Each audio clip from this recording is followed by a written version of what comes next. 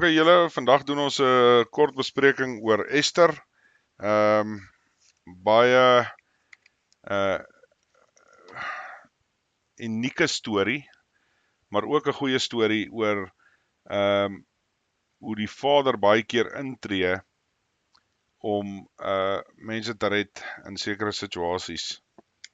So arme ou Ester, sy was nou maar sy het 'n oom gehad, ou Mordegai, en hy het basies haar jy weet, so dat die koning toegevat, en omdat die koning was die bietjie die kat gestreel het, is sy toe nou weggegooi, en Ester het toe nou koningin in haar plek geraak. Maar wat net interessant was, is hoe die goed gewerk het met die Haman wat toe nou wil moeilikheid maak daai tyd, om basies die jy weet, die Israeliete tot niet te maak, kan jy nou maar half sê. Jy weet, so, dit was toe nou deel daarvan, en ek meen op die einde van die dag is Ester toe nou gebruik om die koning basies daar, jy weet, te oorreed, en eintlik nie te oorreed nie, maar eintlik om hom half uit te vang, om op die einde van die dag toe is Haman, jy weet, nou doodgemaak, nadat hy toe nou eintlik vir Mordegai wou doodmaak. Interessant ietsie wat ek maar opgetel het al vroeër jare, is, gaan kyk bietjie na die afmetings, luister na die afmetings van daai galg wat hulle gebou het, gaan werk bietjie die afmetings uit, dan kyk julle hoe groot is dit. Dit was nou nogal vir my interessante enetjie. Maar ja, dis net so van die os op die jas.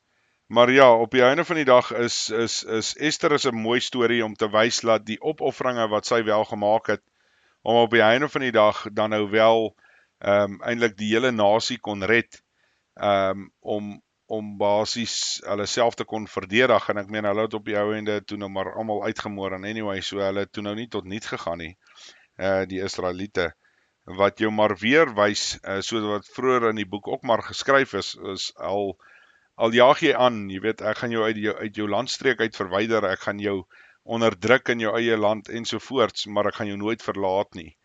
En dit is nogal 'n mooi stukkie wat dit op die ou ende bevestig, in my opinie. Maar ja, soos ek sê, Ester is 'n baie oulike boek, en die opoffering wat sy dan nou wel gemaak het as 'n vrou ook, om met hierdie koning, jy weet dan nou, die getroude lewe te handhaaf, eintlik maar om op die einde van die dag te help met die voortbestaan van die Israeliete, die volk self. So dit is nogal interessant as 'n mens dit so wil sien. En dan Mordegai, soos ek sê, ek wil nie sê 'n snaakse karakter nie, maar hy het ook maar snaakse streke gehad, as jy nou mooi gaan luister, die goed wat hy gedoen het. Hy het basies nie sonder om hoe kan ek dit nou stel? Sonder om geraas te maak, het hy moeilikheid gemaak, as dit sin maak wat ek sê, maar deur sy optrede. Ek hoop dit maak sin vir die mense wat moet hoor, sal hoor. So dis vir my nogal interessant, daai manier wat daar vir ons gewys word. Jy weet, jy hoef nie altyd 'n groot geraas te maak om moeilikheid te maak nie. Jy kan deur hoe jy optree en wat jy doen, kan jy ook veroorsaak om dan nou te protesteer. Ek hoop dit maak sin vir die mense wat ek wel nou of wat ek hierso sê. Ja, en dan, soos ek sê, die res van Ester is dan op die einde, dan is Haman die ou wat die moeilikheid kry, en sy hele gesin ensovoorts, hele familie word op die einde van die dag uitgeroei, oor die keuses wat hy wel gemaak het. En is weer ook vir my interessant, jy weet, hy's bo, en dan as gevolg van hoogmoed, val hy tot daar heel onder.